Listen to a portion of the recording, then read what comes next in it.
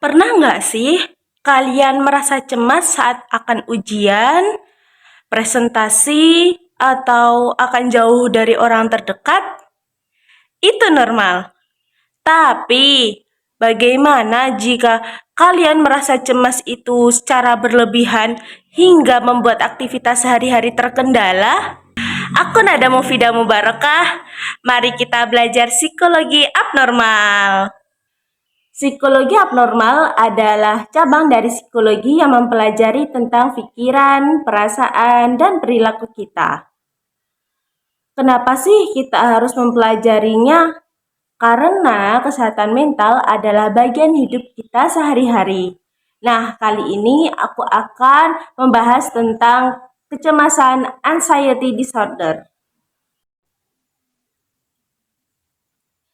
Gangguan kecemasan atau anxiety disorder adalah kondisi ketika rasa takut dan cemas muncul secara berlebihan dan menetap.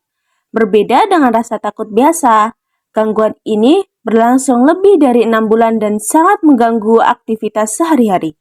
Gejalanya bisa meliputi gelisah, tegang, sulit tidur, hingga gangguan fisik seperti sakit perut atau jantung berdebar. Kecemasan menjadi masalah serius saat ia mempengaruhi sekolah, pekerjaan, dan hubungan sosial seseorang. Mari kita kenali jenis-jenis gangguan kecemasan yang umum terjadi. Pertama, gangguan kecemasan perpisahan. Penderitanya merasa sangat takut berpisah dengan orang terdekat, bahkan bisa mengalami mimpi buruk atau keluhan fisik seperti mual atau sakit kepala saat harus jauh dari mereka. Biasanya muncul pada anak-anak, tapi bisa dialami juga oleh orang dewasa.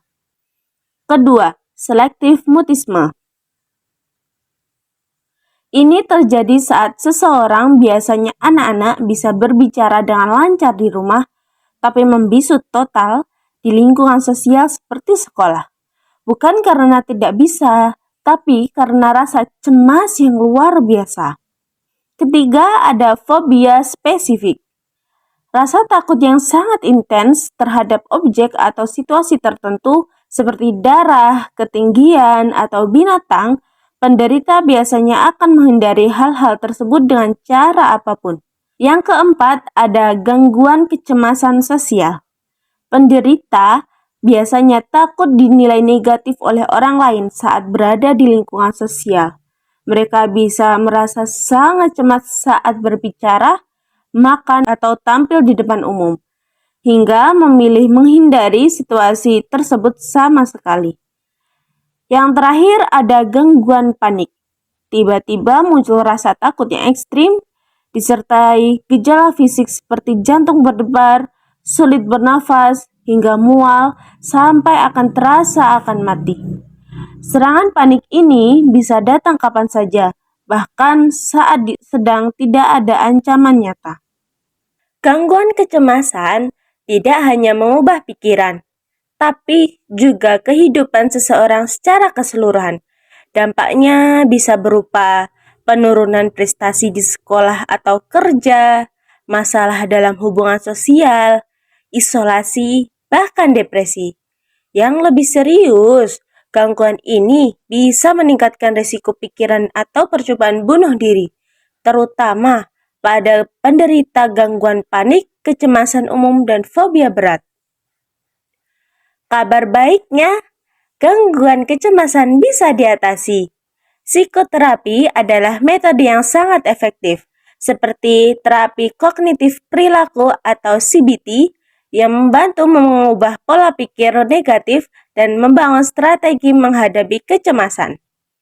Obat-obatan juga bisa digunakan, sesuai resep dan pengawasan tenaga medis. Selain itu, pola sehat seperti olahraga, tidur cukup, dan makan seimbang sangat mendukung pemulihan. Yang paling penting, jangan menunda untuk mencari bantuan. Semakin cepat ditangani, semakin baik hasilnya. Ingat, kesehatan mental sama pentingnya dengan kesehatan fisik. Jangan anggap remeh rasa cemas yang berlebihan.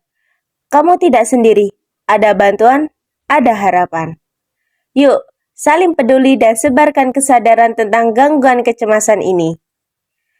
Jangan lupa like, komentar, dan bagikan video ini jika kamu merasa bermanfaat.